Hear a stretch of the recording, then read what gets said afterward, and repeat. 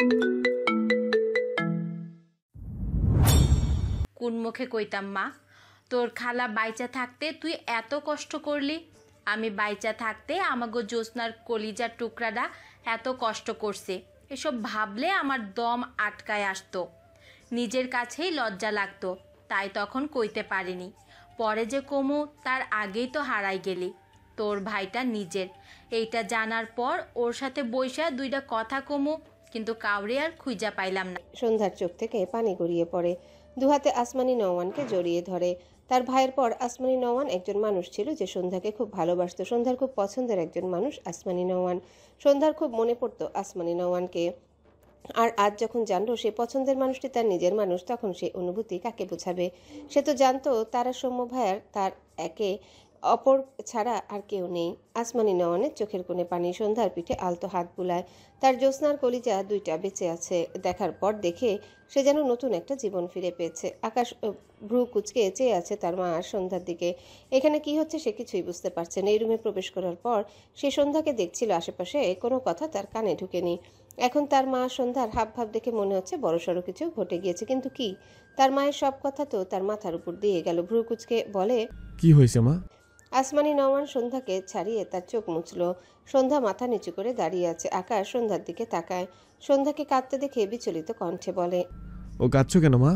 কথাটা বলেই আকাশ সন্ধ্যার দিকে এগিয়ে আসতে নিলে আসমানি নওয়ান বিরক্ত হয়ে বলে, না, আবার এদিকে আসতাস কেন? তোমার আমি বাড়িতে বোঝাইয়া কইলাম মায়ের কথায় আকাশ থেমে যায়। অসহায় চোখে সন্ধ্যার দিকে তাকায়। আসমানি নওয়ান সন্ধ্যার হাত ধরে ইরার বেডের দিকে যেতে যেতে মৃদুস্বরে বলেন, না, একটু পর সব বুঝাইয়া কইতাছি, ধৈর্য ধরো। আকাশ আর কিছু বলল না, তবে দৃষ্টি মাথা নিচু করে রাখা সন্ধ্যার পানে। দীর্ঘশ্বাস ফেলে ইরার বেডের অপর পাশে গিয়ে দাঁড়ায়। ইরার ঘুমন্ত মলিন মুখটা দেখে তার খুবই খারাপ লাগলো। সে জানতো না ইরা তার মামাতো বোন। ইরার বাবা তার মামা এটাও জানতো না। ভদ্রলোকের সাথে ব্যবসায়ী সূত্রে অনেকবার দেখা হয়েছিল তার, অথচ তার বাবা মামা কেউই তাকে সম্পর্কের কথা জানায়নি। না জানানোর কারণও জানে না। এমনকি তার যখন ইরার সাথে বিয়ে ঠিক হয়েছিল সে তখনও জানতো না এসব। কথাটা ভাবতে কেমন যেন লাগলো আকাশের। মামাতো বোন যদিও, কিন্তু বোন তো শিমুর মতোই বোন। পার্থক্য শুধু শিমু খালাতো বোন আর ইরা মামাতো বোন। বোনের সাথে বিয়ে, একদম যাচ্ছে তাই অবস্থা। কথাটা ভাবতেই আকাশের মুখে বিরক্তির ভাঁজ ফুটে ওঠে। ইরাকে সে প্রথম দেখেছিল যেদিন ইরা তাকে একটা ক্যাফেতে ডেকে বলেছিল বিয়ে ক্যান্সেল করতে। সেও বলেছিল, মিস ইরা, বিয়ে ক্যান্সেল, সাথে আপনি সম্বোধন করেছিল। ছোট বোনকে কত সম্মান দিয়ে দিয়েছিল। কথাটা ভেবে আকাশ মনে মনে একটু হাসলো। কিন্তু ইরার অবস্থা দেখে মন খারাপ হয়। আগের আকাশ হলে ভালোবাসার শব্দটা শুনলে সে বিদ্রুপ করতো, কিন্তু এখন ইরার অবস্থাটা সে নিজেই ফিল করতে পারছে। সবচেয়ে বড় কথা, একটা ছেলের জন্য ইরার এই অবস্থা। ইরার মা তো তাই বলল, তাও আবার ছেলেটা নাকি সৌম্যর উপর আগে থেকে তো মেজাজ নষ্ট হয়েছিল এই সন্ধ্যাকে তার থেকে নিয়ে আসার জন্যে। এখানে এসে আবার জানলো সৌম্যর জন্য ইরার এই অবস্থা। ইরার বাবার দোষ সেটা আকাশ জানে, কিন্তু সৌম্য কি কম কষ্ট দিয়েছে ইরাকে? ইরা তো একদিনের ঘটনায় কোমায় চলে যায়নি, দীর্ঘদিন চাপা কষ্টের ফল এটা। সন্ধ্যা হারিয়ে যাওয়ার পর তার মা হঠাৎ ইরাদের খোঁজ করে। মায়ের কথা অনুযায়ী আকাশ ইরাদের খোঁজ করলেও কোনো খোঁজ পায় না। ইরাদের জন্য মায়ের তো হাইপার রে, সে অবাক হয়েছিল। এরপর তার মাকে জিজ্ঞাসা করলে আসমানি নওয়ান ছোট করে বলেছিল ইরা তার ভাইয়ের মেয়ে। আকাশ আরও অবাক হয়েছিল, তার বাবাও এই কথা জানতো। আকাশ আরও কিছু জিজ্ঞাসা করতে চেয়েছিল, কিন্তু আসমানি নওয়ান প্রায় সবসময় অসুস্থ থাকতো। সেও সন্ধ্যার জন্য পুরো ছন্নছাড়া টাইপ হয়েছিল, যার ফলে এসব নিয়ে আর ঘাটায়নি। কথাগুলো ভেবে আকাশ দীর্ঘশ্বাস ফেলে বা হাত বাড়িয়ে ইরার মাথায় রাখে।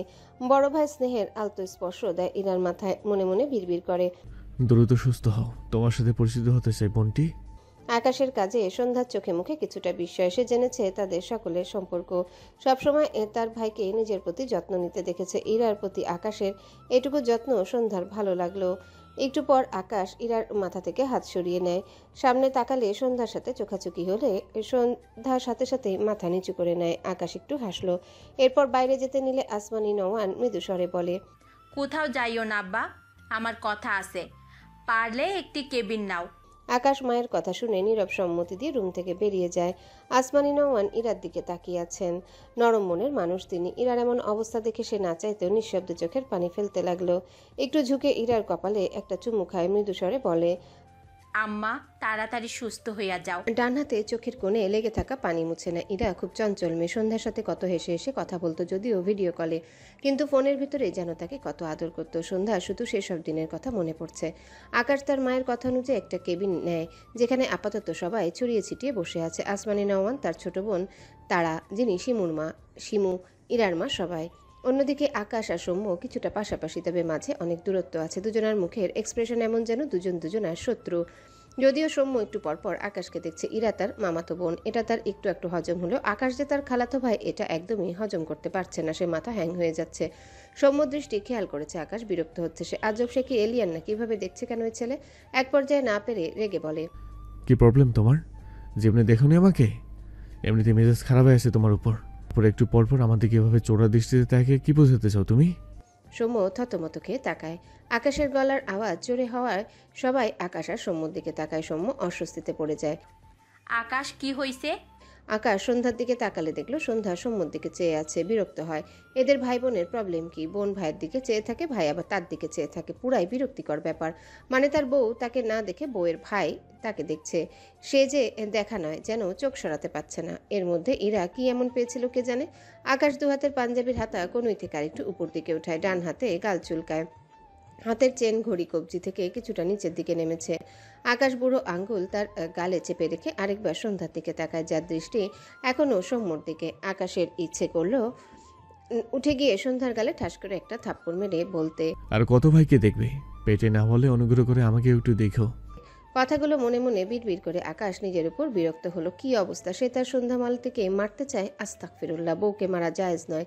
এসব ভাবাও পাপ। ফোঁস করে শ্বাস ফেলে আকাশ। এরপর তার মায়ের দিকে চেয়ে গম্ভীর গলায় বলে, মেয়েরা আমার দিকে ফিরেও তাকায় না মা, আর ছেলেদের দৃষ্টি থেকে বাঁচতে পারছি না। আমাকে কি দেখে মেয়েদের মতো লাগছে নাকি? নাকি আজকাল ছেলেদের ভেতর প্রবলেম চলছে? আকাশের কথা শুনে সৌম্য আসমান থেকে পড়ল। যেন কি পরিমাণ মেন্টালিটির মানুষ হলে তাকে মিন করে উল্টোপাল্টা কথা বলছে। সৌম্য রেগে বলে, একদম ফালতু কথা বলবেন না। আকাশ চোখ ছোট ছোট করে বলে, ফালতু কথা বলে তোমার গায়ে লাগতো না। খাঁটি নির্ভেজাল কথা বলেছি, বলেই তো তোমার গায়ে লেগেছে। সৌম্য কটমট দৃষ্টিতে তাকালো। কিভাবে কথা আর প্যাচে ফেললো তাকে। সৌম্য আগে ভাবতো আকাশ কত ভদ্র, কিন্তু এনার মধ্যে ভদ্রের ভয়ও নেই, শুধু একটু একটু ভালো মানুষ আর কি। আকাশ পাত্তা দিল না সৌম্যর দৃষ্টি। সে তার মতো আরাম করে বসে, দুহাত আড়াআড়িভাবে ভাঁজ করে রেখে আসমানি নওয়ানের দিকে চেয়ে বলে, মা, তোমার ইম্পর্টেন্ট কথা বলো, আমার কাজ আছে। সকলের দৃষ্টি একবার আকাশের দিকে তো আরেকবার সৌম্যর দিকে। এদের কাহিনী কেউ বুঝতে পারছে না। সন্ধ্যা অবাক হয়ে আকাশের দিকে চেয়ে আছে। আকাশের কথা তার মাথার উপর দিয়ে গেল। আকাশের দৃষ্টি মেঝেতে, চোখে মুখে বিরক্তি। আসমানি নওয়ান বলতে শুরু করেন, ঢাকার স্থানীয় আমরা। বাবা বড় ব্যবসায়ী ছিলেন। 4 ভাই বোন ছিলাম, 3 বোন 1 ভাই। বড় ভাই ইশতিয়াক আহমেদ, এরপর আমি, আমার পর ছোট বোন তারা, তারার পর আমাদের সবার আদরের ছোট্ট বোন জ্যোৎস্না। আমি যখন কলেজে উঠি তখন আমাদের মা মারা যায়। এরপর আমাদের 3 বোনকে বাবা আর বড় ভাই আগলে রাখে। এক সময় আমার আর তারার বিয়ে হয়ে যায়। জ্যোৎস্না তখনও খুব বেশি বড় নয়, মাত্র এসএসসি দিয়েছে। কলেজে পা রাখার আগেই একজনের সাথে পালিয়ে যায়। ছেলেটি গ্রামের ছিল, তার কিচ্ছু ছিল না। আমরা চিনতামও না সেই ছেলেকে। আমাদের ছোট্ট আদরের বোনটা আবেগে ভেসে আমাদের কারো কথা না ভেবে চলে গেল। ও জানতো ওর সম্পর্ক আমার বাবা, ইশতিয়াক ভাইজান কেউ মানবে না, সেজন্যই পালিয়েছিল। মা মারা যাওয়ার পর বাবা একা হয়ে গিয়েছিল। এরপর আমার আর তারার বিয়ের পর বাবা আরও একা হয়ে যায়। ভাইজান ব্যবসা সামলায়। ছোট বোন জ্যোৎস্না ছিল বাবার কথা বলার সঙ্গী। সবসময় সেই বাবার পাশে থাকতো। জ্যোৎস্নার এভাবে পালিয়ে যাওয়া বাবা মেনে নিতে পারেনি। সেদিনই বাবা হার্ট অ্যাটাক করে। 2 দিনের মাথায় বাবা তার ছোট্ট মেয়ের শোকে শেষ নিঃশ্বাস ত্যাগ করে। কথাগুলো বলে আসমানি নওয়ান থামলেন। গলা ভিজে এসেছে। পুরো কেবিন জুড়ে নিস্তব্ধতা। আসমানি নওয়ান কিছুক্ষণ চুপ থেকে আবারও বলতে শুরু করেন, বাবা মারা যাওয়ার পর ইশতিয়াক ভাইজান সবার সামনে বলে দিল তার ছোট বোন জ্যোৎস্না আজ থেকে মৃত। যদি কেউ কখনো তার সাথে যোগাযোগ করে বা সামান্য হেল্প করে, তবে ইশতিয়াক ভাইজানের সাথে তার কোনো সম্পর্ক থাকবে না। অথচ ছোট বোন ভাইজানের কলিজা ছিল। জ্যোৎস্না খুব মায়া করত। আমি, তারা, ভাইজান সবাই ফর্সা হলেও জ্যোৎস্না ছিল শ্যামলা। ভাইজান জ্যোৎস্নাকে মায়া বলে ডাকত। আমি আর তারা জিজ্ঞেস করলে ভাইজান বলেছিল, তোরা জানিস না, শ্যামলা মেয়েদের মুখে খালি মায়া আর মায়া। আমার ছোট মায়ের মুখেও খালি মায়া দিয়ে ভরা, তাই আমি ওর নাম দিচ্ছি মায়া। সেই ভাইজান জ্যোৎস্নাকে ভুলে গেল। ভাইজান বাবা মায়ের চেয়ে জ্যোৎস্নার জন্য বেশি কাঁদত, আমরা বুঝতাম। কিন্তু সে উপর থেকে খুব কঠোর ছিল। ভাইজান ঠিকই বলতো, শ্যামলা মেয়েদের মুখে শুধু মায়া দিয়ে ভরা থাকে। আমাদের ছোট জ্যোৎস্না ভাইজানের মায়া, আমাদের সবাইকে খুব মায়া করত। এটুকু বলে আসমানি নওয়ান থামেন, তার পাশে বসা সন্ধ্যার দিকে তাকায়, এরপর তার সামনে বসা সৌম্যর দিকে। এরা দুজনেই তাদের ছোট্ট মায়ার প্রতিচ্ছবি। সৌম্য সন্ধ্যার চোখের কোণে চিকচিক পানি, আসমানি নওয়ানের চোখ এড়ায় না। ভদ্রমহিলা মৃদু হেসে আবারও বলতে শুরু করেন, বাবা মারা যাওয়ার পর ভাইজানের কি হলো কে জানে। সে সব জমি জমা আমাদের 3 ভাই বোনের মাঝে ভাগ করলো, দলিল করে দিল একেবারে। আমি আর তারা অবাক হয়ে শুধু ভাইজানকে দেখছিলাম। যেই ভাইজানের একদিন যায়নি জ্যোৎস্নাকে ছাড়া, সেই মানুষটা তাকে জমির এক কানা করিও দিল না, সব আমাদের 3 ভাই বোনের মাঝে ভাগ করলো। ভাইজানের মুখের উপর কথা বলিনি আমরা। প্রায় 6 মাসের মাথায় হঠাৎ একদিন জ্যোৎস্না আমার নাম্বারে ফোন করে। আমি আর তারা কথা বলি তার সাথে, জানাই বাবা মারা গেছে। জ্যোৎস্না বাবার জন্য খুব কাঁদলো। আমি জিজ্ঞেস করলাম ও কোথায় আছে, কিন্তু জ্যোৎস্না বলল না। বলল ভাইজান ওর স্বামীকে মেরে ফেলবে, ও ওর স্বামী ছাড়া বাঁচবে না, এভাবেই বলল। আমি আর তারা যে জ্যোৎস্নার সাথে কথা বলছি এটা ভাইজান দেখে নিয়েছিল। কোনো কথা ছাড়াই সেদিন ভাইজান আমাকে আর তারাকে গরুর মতো পিটিয়েছিল। আকাশের আব্বা আর শিমুর আব্বার সাথে ভাইজানের হাতাহাতিও হয় সেদিন। ভাইজান আমাকে আর আকাশের আব্বাকে সাথে তারা আর ওর স্বামীকে বাড়ি থেকে বের করে দিয়ে বলেছিল, আমার বাবার খুনি জ্যোৎস্না, ওকে সামনে পেলে ওকে সহ ওর স্বামীকে জবাই করব। এরপর ভাইজানের আগের কথা অনুযায়ী আমরা জ্যোৎস্নার সাথে যোগাযোগ করায় ভাইজান আমাদের থেকেও মুখ ফিরিয়ে নিল। বছরের পর বছর গেল, কিন্তু ভাইজান সেই কঠোরই থাকলো। সময় চলে যায়, ভাইজান একেবারে অচেনা হয়ে গেল। এরপর আমার আকাশ হলো, ধীরে ধীরে বড় হলো। কয়েক বছর পর শুনলাম ভাইজানেরও একটা মেয়ে হয়েছে, নাম রাখছে ইরা। আমি ভাবির সাথে যোগাযোগ করে লুকিয়ে ইরাকে দেখতে গেছিলাম। এরপর হঠাৎ একদিন তারার স্বামী মারা গেল। প্রায় অনেকগুলো বছর পর জ্যোৎস্না আমার সাথে আবারও যোগাযোগ করে। খুব কেঁদেছিল সেদিন। এত করে জিজ্ঞেস করলাম কি হয়েছে, কিছুই বলল না, শুধু বলল, আমারে কিছু জমি দিবা? ভাইজান তো আমার জন্য কিছু রাখেনি। আমার একটা ছোট্ট জান্নাত আছে, আর কারো না হোক, ওর জন্য হলেও একটু জমি দিবা তুমি আর তারা আপা? আমি জিজ্ঞেস করলাম, তোর মেয়ে হয়েছে জ্যোৎস্না? জ্যোৎস্না ছোট করে বলল, ভাইজানের মায়ার মতোই হইছে, কিন্তু ভাইজান মনে হয় আমার মাইয়াদের পাইলেও মেরে ফেলবে, তাই না আপা? আমি কি বলবো বুঝলাম না। জ্যোৎস্নার মাইয়াদের বলা শুনে আমি জিজ্ঞেস করলাম, তোর 2টা মেয়ে জ্যোৎস্না? কিন্তু আর কোনো কথা ফেরত আসলো না। এরপর জ্যোৎস্নাকে আর পাইনি। আমি কল দিয়ে কখনো জ্যোৎস্নাকে পাইনি। কই থেকে কল করতো কে জানে। শান্তি করে 2টো কথাও বলতে পারিনি। এরপর আমি আর তারা আমাদের জমি থেকে অর্ধেক অর্ধেক করে জ্যোৎস্নার নামে দলিল করে দেই। জ্যোৎস্না লুকিয়ে ঢাকায় এসেছিল। দলিল হয়ে গেলে দলিলগুলো নিয়ে সে চলে যায়। একটা কথাও শুনতে পারিনি। কই থাকে তাও জানি না।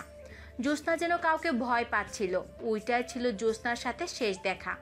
অনেক খুঁজছি ওরে, খোঁজ পাইনি। বছরের পর বছর চলে গেল। মাঝখানে তারার স্বামী মারা গেল। আকাশ বড় হয়ে গেল, পড়াশোনা করতে বিদেশ গেল, ফেরত এসে ব্যবসায় জয়েন করলো। সব কিছুই স্বাভাবিক চলছিল, কিন্তু আমি আর তারা জ্যোৎস্নার খবর পাইলাম না। ভাইজান তো এই শহরে থেকেও অচেনা হয়ে গেল। উপর থেকে সব স্বাভাবিক চললেও আমাদের পরিবারটা নষ্ট হয়ে গিয়েছিল। অনেক বছর পর শুনলাম আকাশের আব্বার সাথে ভাইজানের ব্যবসার সূত্রে একটা সম্পর্ক হয়েছে, কিন্তু সেটা পারিবারিকে যায়নি। ভাইজান যেমন ছিলেন তেমনই কঠোর। একদিন আকাশের আব্বা এসে বলল, ভাইজান প্রস্তাব দিয়েছে ইরার সাথে আকাশের বিয়ের। কথাটা শুনে আমি কি যে খুশি হয়েছিলাম। বুঝলাম ভাইজান উপর থেকে কঠোর থাকলেও এত বছর পরেও ভেঙে যাওয়া সম্পর্কের একটুখানি আটকে থাকা সুতো টেনে ধরতে চেয়েছেন। কিন্তু ভাবি আমাকে জানালো ইরা আকাশকে বিয়ে করতে চায় না, ইরা অন্য এক ছেলেকে ভালোবাসে, কিন্তু ইরার বাবা রাজি নয়, সে আকাশের সাথে বিয়ে দিবে। কথাটা শুনে আমার মন খারাপ হয়েছিল। ভাইজানের সাথে সব ঠিক হতে গিয়েও হয়তো হলো না, কিন্তু মেয়েটার মনের উপর তো জোর চলে না। এর কয়েকদিন পর আমি একজনের সাথে এক গ্রামে ঘুরতে গিয়ে জ্যোৎস্নার স্বামীকে দেখি। এরপর আমি জোর করেই তার বাড়িতে গিয়ে দেখলাম এক শ্যামলা মেয়ে মাটির চুলায় রান্না বসিয়ে রান্না করছে। প্রথমে না বুঝলেও পরে বুঝলাম ওইটা আমাদের আদরের জ্যোৎস্নার জান্নাত। জ্যোৎস্নার স্বামীর কুকীর্তি শুনলাম, আমার বোনটারে রেখে বিয়ে করছে আরেকটা। বড়লোক ঘরের মেয়ে ছিল জ্যোৎস্না, সেই জন্যই বিয়ে করেছিল আমার বোনকে। এরপর যখন দেখলো ভাইজান জমি জমা কিছুই দিল না, তখন থেকে আমার বোনটার উপর অত্যাচার শুরু করলো। এজন্যই জ্যোৎস্না আমাকে কল দিয়ে খালি কাঁদতো, কিন্তু কিছু বলতো না। শেষ পর্যন্ত মেয়ের জন্য জমি চাইলো। জ্যোৎস্না বুঝেছিল তার ছেলে মেয়েদের ভবিষ্যৎ নাই, ভাইজানও ফিরে দেখবে না। আমি জ্যোৎস্নার স্বামীকে জিজ্ঞেস করলাম তার বোনের কয় মেয়ে। বলল এক মেয়ে। গ্রামের অনেকে বলেছিল সন্ধ্যার নাকি এক ভাই আছে। আমি সন্ধ্যার বাবাকে জিজ্ঞেস করলে সে জানায় সৌম্য সন্ধ্যার সৎ ভাই। আমিও মানলাম, কারণ জ্যোৎস্নার ছেলের কথা বলেনি। থামলেন আসমানি নওয়ান, অজস্র চোখের পানিতে বুক ভিজিয়ে ফেলেছেন। অনেকক্ষণ চুপ থেকে শক্ত গলায় বললেন, জ্যোৎস্নার স্বামী আমাকে সৌম্যর আসল পরিচয় দিল না। ভেবেছে জান্নাতের মতো কিনে হলেও যদি সৌম্যকে আমার কাছে নিয়ে আসি। অমন লুভি অমানুষদের যে টাকা ছাড়া চলে না। একটু থেমে আবারও বলে, জান্নাতের সাথে আকাশের বিয়ে দিতাম না। জান্নাত তো আমার মেয়েই। ওরে আমার বাড়ি রাখার জন্য আকাশের বউ হওয়ার প্রয়োজন ছিল না। কিন্তু মেয়েদের তো বাবার বাড়ি নিজের বাড়ি হয় না, একদিন না একদিন বাবার বাড়ি ছেড়ে স্বামীর বাড়ি চলে যেতে হয়। জান্নাতকেও যেতে হতো। ওদিকে ইরা আকাশকে বিয়ে করবে না, তাই আমি আকাশের সাথে জোর করেই জান্নাতের বিয়ে দিয়ে দেই। অন্তত জান্নাতরে নিজের কাছে সারা জীবন রাখতে পারবো এই আশায়। এরপর জান্নাতের ভাইকে দেখে আমি শক খাইলাম। আকাশ জান্নাতরে মানছিল না বলে জান্নাতরে আটকাইলাম না। ও ওর ভাইয়ের জন্য কাঁদছিল। ভাবছিলাম ভাইয়ের কাছে যাক, পরে একদিন আমি জান্নাত আর ওর ভাইয়ের সাথে কথা বলবো। কিন্তু সেই যে হারালো, আর তো পাচ্ছিলাম না। এরপর জানলাম তারা বেঁচেই নাই, তাও আবার আমারই স্বামীর জন্য। আকাশের আব্বা যে ভালো মানুষ নয়, এটা আমরা কেউ না জানলেও জ্যোৎস্না হয়তো কিছু দেখছিল। বিয়ের আগে শুধু আমারে বলতো, আপা ওই লোক ভালো না, বিয়ে করো না। জ্যোৎস্না ছোট মানুষ ছিল, তার কথা আমরা কেউ শুনিনি। অথচ আকাশের আব্বার শত্রু হয়ে উঠেছিল আমার ওই ছোট্ট বোনটা, যার ধার তার ছেলে মেয়েদের উপর দিয়ে নিতে চেয়েছিল। মানুষ খুন করার ধাত আগে থেকে ছিল আকাশের আব্বার। সেরকম কিছুই হয়তো জ্যোৎস্না দেখেছিল। আসমানি নওয়ান দুহাতে মুখ মুছে নেন, এরপর ভাঙা গলায় বলেন, শত্রুরা তো তখনই সুযোগ পায় যখন কোনো সম্পর্কে ফাটল ধরে। আমাদের ভাই বোনের সম্পর্কে ফাটল ধরেছিল। ভাইজান আমাদের পর করে দিল। আমাদের ছোট্ট আদরের বোন কত কষ্ট করে গেল ভাইজানের রাগ জেদের কারণে। বোনটা মারা গেল, সে খবর পর্যন্ত পেলাম না। পাশ থেকে শিমুর মা তারা চোখ মুছে বলে, আর তোমার জেদের কারণে আমার ভাইজানের মারা যাওয়ার খবরটুকুও পেলাম না আপা। তুমি একবার আগে গিয়ে কথা বললি ভাইজান সব ভুলে আমাদের কাছে টানতো। তুমিও তোমার জেদ দেখাইলা, ভাইজানও তার জেদ দেখাইল।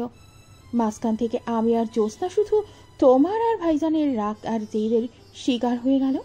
আসমানি নওয়ান কিছু বললেন না। যে ভাই জীবনে তাদের কোনো বোনের গায়ে ফুলের টোকা দেয়নি, সেই ভাই বিয়ের পর এত মার মেরেছিল যে তাদের দু বোনের ব্যথার ওষুধ খেতে হয়েছে। এখানেও থামলো না, ভাইজান তাদের বাড়ি থেকে বের করে দিল। আসমানি নওয়ানও আর ফিরে তাকায়নি। সে ভাবতো ভাইজান এত মারলো, তাহলে ভাইজানই আগে তাদের কাছে আসবে। ওদিকে হয়তো ইস্তিয়াক আহমেদ অপেক্ষায় ছিল তার বোনেরা কখন ভাইজানের সামনে গিয়ে দাঁড়াবে। অপেক্ষার অবসান না হলেও মানুষটার নিঃশ্বাসের অবসান হলো। সন্ধ্যা দুহাতের মাঝে মুখ লুকিয়ে রেখেছে চোখের পানিতে, যাতা অবস্থা সকলের চোখে পানি। সৌম্যর চোখ দুটো লাল, মাথা নিচু তার। আকাশের দৃষ্টি মেঝেতে, তার চোখ দুটোর অবস্থাও সৌম্যের মতো লাল। দুহাতের কোনোই দু পায়ের উরুর উপর রেখে খানিকটা ঝুঁকে আছে। কাহিনীটা যেমন কষ্ট দিয়েছে, তেমনি এখানে বসা সবার মধ্যে আকাশ সবচেয়ে বেশি শখ পেয়েছে। সৌম্য আর সন্ধ্যা তার খালাতো বোন জানতে পেরে। কিছু সময় পেরিয়ে গেলে ইরার মা বলে, আসমানি, তুমি আকাশকে জানোনি কেন যে সন্ধ্যা আকাশের খালাতো বোন?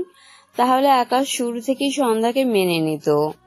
আসমানি নওয়ান দীর্ঘশ্বাস ফেললেন। সিরিয়াস সময় তার মুখ থেকে শুদ্ধ ভাষা বেরিয়ে আসে, সে নিজেও বোঝে না। এবার তার স্বভাবসুলভ উত্তর করলেন। তুমি আকাশকে চিনো না ভাবি, তাই এই কথা কইতাছ। আকাশ যদি জানতো জান্নাত তোর খালাতো বোন, তাহলে আমি মরে গেলেও আকাশ জান্নাতকে বিয়া করতো না। দেখো না শিমুকে কেমন নিজের বোনের মতো দেখে, জান্নাতরেও ও অমন নিজের বোন করে কাছে রেখে দিত। অতিরিক্ত হাইপারে আকাশ পাশে একটা টেবিলের উপর রাখা পানির বোতল নিয়ে পানি খাচ্ছিল। মায়ের কথা কানে আসতে কেসে উঠে পানি খেতে গিয়ে হয়তো বুকে বেঁধেছে। হাতের বোতল টেবিলের উপর রেখে আকাশ সমানে কাশে। সকলে অবাক হয়। সন্ধ্যা ভীত চোখে তাকায় আকাশের দিকে। পাশে বসা সৌম্য বিচলিত হয়ে পানির বোতলটি আবারও আকাশের দিকে এগিয়ে দিয়ে বলে, পানি খেয়ে দেখুন, ঠিক হয়ে যাবে। আকাশ নিজেকে সামলাতে চাইল। সম্মুখ থেকে বোতলটি নিয়ে 2 ঢোক পানি খেয়ে নিজেকে একটুখানি স্বাভাবিক করে। আসমানি নওয়ান আকাশের পাশে এসে দাঁড়িয়ে আকাশের পিঠে হাত বুলিয়ে বলে, ঠিক আছো আব্বা? সন্ধ্যা আকাশের অবস্থা দেখে তার জায়গায় দাঁড়িয়েছে। এগিয়ে আসতে চাইছিল। আকাশকে স্বাভাবিক হতে দেখে স্বস্তির নিঃশ্বাস ফেলল। আকাশ তার মাকে ছোট করে উত্তর করে, ঠিক আছে আমি। এরপর তার সোজা দাঁড়ানো সন্ধ্যার দিকে তাকায়। ইরার রুমে দাঁড়িয়ে দাঁড়িয়ে সে ভেবে আসলো, খালাতো বোন হোক আর মামাতো বোন হোক, এরা সবাই তো বোন, এদের বিয়ে করা যায় না। আর এখন তার সন্ধ্যা মালতী নাকি তারই খালাতো বোন। আবার তার মা বলছে সে তার সন্ধ্যা মালতীকে বোন ভেবে রেখে দিত। কথাটা ভাবতে আকাশের ভেতরটা তেতো হয়ে উঠল। লালিত চোখ জোড়া সন্ধ্যার ফোলা ফোলা মুখের দিকে নিবদ্ধ রেখে বিড়বিড় করে। জঘন্য ফিলিংস। অরুণ তার কাজে ঢাকার বাইরে গিয়েছিল। বায়ানের কাছে সৌম্য সন্ধ্যার খবর শুনে দ্রুত চলে এসেছে। আসমানি নওয়ানের কথাগুলো মন দিয়ে শুনেছে। আকাশের রিয়াকশন দেখে সে কথা আর কি বলবে, সেই তখন থেকে মুখ চেপে হাসছে। আকাশের পাশে দাঁড়িয়ে থাকায় আকাশের বলা জঘন্য ফিলিংস শব্দটি তার কানে গিয়েছে। এবার না পেরে শব্দ করে হেসে দেয় সবাই। অরুণের দিকে অদ্ভুতভাবে তাকায়। অরুণ ডান হাতে পেট চেপে হাসতে হাসতে বা হাত উঁচু করে সবার উদ্দেশ্যে বলে, সরি গাইস, বাট প্লিজ আমাকে কেউ হাসতে নিষেধ করো না। আমি একটু পরেই তোমাদের সাথে শোক পালন করব। অরুণের কথা শুনে সবাই না চাইতেও হেসে ফেলল। এতক্ষণে নিস্তব্ধতার মাঝে অরুণের কথাটুকু সবার কাছে বিনোদন হিসেবে কাজ করলো। আকাশ বিরক্ত চোখে চেয়ে আছে অরুণের দিকে। সে খুব ভালোই বুঝেছে এই বেয়াদব তার দুর্দিনে মজা লুটছে। অরুণ বহু কষ্টে নিজেকে সামলে আকাশের কানের কাছে মুখ নিয়ে বলে, বাতাস বাবু, তোর কিন্তু 3টে বোন। 3 নম্বর বোনের নাম সন্ধ্যা। নামটি কি কিউট! ওয়াও! সাথে সাথেই আকাশ উঠে দাঁড়ায়। অরুণের কলার ধরে দাঁত কিরমির করতে করতে বলে, আমার কোনো বই নেই, সব বোন বয়কট। একটা আমার বউ, মানে বউ, আর দুটো আজ থেকে আমার নানি। কথাটা বলেই অরুণের কলার ছেড়ে আকাশ সোজা হয়ে দাঁড়ালো। অরুণ মিটমিটিয়ে হাসছে। শেষমেশ নানি বিড়বিড়িয়ে বলে, ডাক্তার সেই রে। আকাশ রেগে তাকায়। অরুণ পাত্তা দিল না। সকলে অরুণ আর আকাশের দিকে ভ্রু কুচকে চেয়ে আছে। তাদের কথা কেউ শুনতে পায়নি, তাই বুঝতেও পারছে না। আকাশের এত রাগ লাগছে নিজের উপর, নিজেই নিজেকে সমানে থাপড়াতে পারলে মনে হয় রাগটা কমতো। সৌম্য চোখ ছোট ছোট করে আকাশের দিকে চেয়ে আছে। সে বুঝতে পারছে না ঠিক, একজন হাসছে একজন রাগছে, ব্যাপার কি? আকাশ মাথা নিচু করে দুবার শ্বাস ফেললো। এরপর মাথা উঁচু করে সন্ধ্যার দিকে তাকালে দেখলো সন্ধ্যা তার দিকে চেয়ে আছে। দুজনের চোখে চোখ পড়ে। সন্ধ্যা এবার চোখ নামালো না, ভ্রু কুচকে চেয়ে আছে আকাশের দিকে। আকাশের চোখে মুখে রাগ। সন্ধ্যা হয়তো বুঝলো, কিন্তু রাগের কারণ বুঝতে পারছে না। অরুণ এগিয়ে গিয়ে সন্ধ্যার সামনে দাঁড়ায়, হাত বাড়িয়ে দিয়ে বলে, হাই সন্ধ্যা, তুমি বেঁচে আছো জেনে আমি ভীষণ সারপ্রাইজড হয়ে গিয়েছি। সন্ধ্যা অরুণের দিকে তাকালো। তার মনে আছে অরুণের কথা। দেখতে একদম বিদেশি, কিন্তু কথাবার্তা বাংলাদেশিদের মতো। অরুণের বাড়িয়ে রাখা হাতের দিকে তাকিয়ে সন্ধ্যা বিব্রত বোধ করে। দৃষ্টি ফিরিয়ে আবারও আকাশের দিকে তাকালে দেখলো আকাশ এখনও সেই একইভাবে তার দিকে চেয়ে আছে। সন্ধ্যা ঢোক গেল। সে কি কিছু করেছে? আকাশ তার দিকে খেয়ে ফেলা চোখে চেয়ে আছে কেন? হঠাৎ আকাশকে বড় বড় পা ফেলে তার দিকে এগিয়ে আসতে দেখে সন্ধ্যা দ্রুত এক পা পিছিয়ে যায়। কিন্তু আকাশ সন্ধ্যাকে কিছু করলো না, কিছু বললো না। পিছন থেকে ডান হাতে অরুণের কলার ধরে টেনে তার পাশে এনে দাঁড় করায়। এরপর অরুণের কাঁধের উপর ডান হাত রেখে সন্ধ্যার দিকে কটমট দৃষ্টিতে চেয়ে বলে, মা, অরুণের একটা অপারেশন হবে, দোয়া করে দাও তো। আকাশের কথা শুনে অরুণ চোখ বড় বড় করে তাকায়। তার অপারেশন? কি অপারেশন? তার মতো সুস্থ মানুষের কি অপারেশন করতে চায় এই আকাশ বাতাস? আসমানি নওয়ান অবাক হয়ে বলে, কিসের অপারেশন অরুণ? অরুণ আকাশের দিকে রেগে তাকায়। আকাশের দৃষ্টি সন্ধ্যার পানে। মনে হচ্ছে দু চোখ দিয়ে সন্ধ্যাকে চিবিয়ে খাচ্ছে। সন্ধ্যা ঢোক গিলল। সন্ধ্যার মনে হচ্ছে আকাশ নিজের দু চোখ দিয়ে তাকেই অপারেশন করছে। এখন সন্ধ্যা চোখ নামিয়ে নিল। আকাশ এভাবে তাকাচ্ছে কেন? ভয় পাচ্ছে সন্ধ্যা। সামনে তাকালে সৌম্যকে দেখে সন্ধ্যার ভয় একটুখানি কমলো। মাথা নিচু করে আকাশ আর অরুণের পাশ কাটিয়ে যেতে নিলে আকাশ দাঁতে দাঁত চেপে বিড়বিড় করে। বেয়াদব মেয়ে। একদম আকাশের পাশ দিয়ে যাওয়ায় কথাটা সন্ধ্যার কানে গিয়ে বাড়ি লাগে। মেয়েটা কেঁপে ওঠে, যেন আকাশ তাকে ধাক্কা দিয়েছে। সন্ধ্যা ঢোক গিলে ধীর পায়ে এগিয়ে গিয়ে দাঁড়ায় সৌম্যর পাশে। সৌম্য সন্ধ্যাকে দেখে তার পাশে চেয়ার টেনে নিয়ে সন্ধ্যাকে বসতে বললে সন্ধ্যা চুপ করে বসলো ভাইয়ের পাশে। সৌম্য মৃদুস্বরে জিজ্ঞাসা করে, খারাপ লাগছে বনু? সন্ধ্যা দুদিকে মাথা নাড়িয়ে না বোঝায়। এরপর সন্ধ্যা নিচু মাথা খানিকটা উঁচু করলে আকাশের সেই দৃষ্টি দেখে মেয়েটার কাঁদতে ইচ্ছা করছে। কি করেছে সে? আকাশ এভাবে তাকাচ্ছে কেন তার দিকে? আকাশ ঘাড় বাঁকিয়ে সন্ধ্যার দিকে চেয়ে আছে। একে তো বোনের ডোজটাই সামলাতে পারছে না, তার উপর সন্ধ্যার যা ইচ্ছে তাই অবস্থা। অর্থাৎ সন্ধ্যার গায়ে এখনো কলেজ ড্রেস, মাথায় হিজাব নেই, ওড়নার অবস্থাও বেহাল। যদিও ওড়না ঠিকই আছে, কিন্তু আকাশের কাছে ভালো লাগছে না। এতক্ষণ এখানে কোনো ছেলে মানুষ ছিল না সৌম্য ছাড়া, তাই আকাশ এটা ভাবেনি। কিন্তু যখন দেখলো অরুণ সন্ধ্যার দিকে তাকিয়েছে, অমনি মাথাটা গরম হয়ে গেছে। সৌম্য সন্ধ্যা দুই ভাই বোনকে দুটো ঠাস ঠাস করে থাপ্পড় মারতে ইচ্ছে করলো তার। এক ভাই কিপটা, এজন্যে একটা হিজাব কিনে দিতে পারেনি, আর বোন তো দরদি হয়ে বসে আছে, ভাইয়ের টাকা খরচ হবে বলে হিজাব কিনে না। আসমানি নওয়ান আকাশকে ঝাঁকিয়ে বলে। কথা কইতাছো না কেন? আকাশ ঘাড় ফিরিয়ে মায়ের দিকে তাকালো, ছোট করে বলে, পরে বলছি, দাঁড়াও। এরপর অরুণকে ছেড়ে আকাশ সন্ধ্যার সৌম্যর সামনে গিয়ে দাঁড়ায়। সন্ধ্যার মাথা নিচু, দুহাতে দুহাত কসলায়। সন্ধ্যা ভাবছে সে কি অপরাধ করেছে, মুখে থুতু দেওয়ার জন্য এরকম করছে না তো। কিন্তু ইরা আপুর রুমে যে ভালো করে কথা বলল, সন্ধ্যার মাথা গুলিয়ে যাচ্ছে। দৃষ্টি আকাশের দুই পায়ে ব্রাউন কালার জুতোর দিকে। জুতো জোড়া সন্ধ্যার পছন্দ হয়েছে, সাদা পাঞ্জাবি সাদা প্যান্টের সাথে মানিয়েছে বেশ। হঠাৎ আকাশের গমগমে কণ্ঠ শুনতে পেয়ে সন্ধ্যার ধ্যান ভাঙে, ঝাঁকি দিয়ে চোখ তুলে আকাশের দিকে তাকায়। সৌম্য ভ্রু কুচকে তাকায়। আকাশ ডান হাতে নেমে আসা পাঞ্জাবির হাতা উপর দিকে তুলতে তুলতে শক্ত কণ্ঠে বলে, কিপটা ভাইয়া দৌড় দিবন, দু ভাই বোনের এসব ফালতু হেবিট জাস্ট দুদিনে ছুটাবো, মাইন্ড ইট।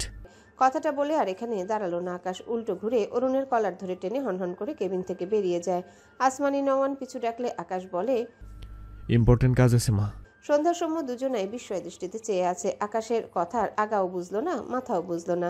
আগের কথাগুলো আকাশ আস্তে বললেও এই কথাটা জোরে বলেছে, যার ফলে সবাই শুনতে পেয়েছে। কেউই আকাশের কথার মানে বুঝলো না, শুধু বুঝলো আকাশ রেগে আছে। শিমু সবার দিকে চেয়ে হেসে বলে ওঠে, আকাশ ভাইয়ার কাহিনী আমি বুঝেছি। আসলে আকাশ ভাইয়া সৌম্য স্যার আর সন্ধ্যাকে নিজের ছোট ভাই বোন রূপে পেয়ে একটু শাসন করেছে, এই আর কি। আমি একাই এতদিন আকাশ ভাইয়ার ছোট বোন হয়ে শুধু শাসিত হয়েছি। আজকে আরও দুজন ভাই বোন পেয়ে আকাশ ভাইয়া কন্ট্রোল করতে না পেরে সন্ধ্যা আর শ্যাম্য স্যারকে শাসন করে দিয়েছে। সবাই বুঝেছো? শিমুর কথা শুনে সবাই শব্দ করে হেসে ফেলে। শিমুর নাটকীয় ভঙ্গিতে কথা বলার ধরনে সন্ধ্যাও না হেসে পারল না, কিন্তু সৌম্য হাসলো না। বিরক্ত চোখে শিমুর দিকে চেয়ে রইল। এই মেয়ে একটুও বদলায়নি, যত ধরনের ফালতু কথা এই মেয়ের কাছে পাওয়া যায়। হাতের ফোন বেজে উঠলে সৌম্য কল রিসিভ করে। রিহান কল করেছে। সৌম্য হসপিটালে পৌঁছে রিহানকে মার্কেটে পাঠিয়েছিল সন্ধ্যার জন্য কিছু হিজাব কিনে আনতে। এতক্ষণেও না আসায় সৌম্য রিহানকে কল করলে রিহান কল কেটে এখন ব্যাক করেছে। সৌম্য কল রিসিভ করে রেগে বলে, কয়শো ঘন্টা লাগে একটা হিজাব কিনবে তুই? লাগবে না আর, কিনে থাকলে নিজে বেঁধে বসে থাক, নতুনটা খেয়ে তুই তোর পেট ভরা। বলেই কল কেটে দিল। আকাশের রাগ রিহানের উপর ঝেড়ে দিল। ওপাশে বেচারা রিহান জ্যামে বসে হাওয়া খাওয়ার মাঝে সৌম্যের ঝাড়িও খেলো। এদিকে সৌম্যর দিকে সবাই অদ্ভুতভাবে চেয়ে আছে। সৌম্য বিষয়টা খেয়াল করতেই বিব্রত বোধ করলো। উঠে দাঁড়িয়ে মৃদুস্বরে বলে, আমি ডক্টরের সাথে কথা বলে আসছি। কথাটা বলে দ্রুত বেরিয়ে যায়। সৌম্য বেরিয়ে যেতে শিমু ফিক করে হেসে দেয়। হাসতে হাসতে বলে, সন্ধ্যা, তোমার ভাইয়া কাকে হিজাব খেয়ে পেট ভরাতে বলো?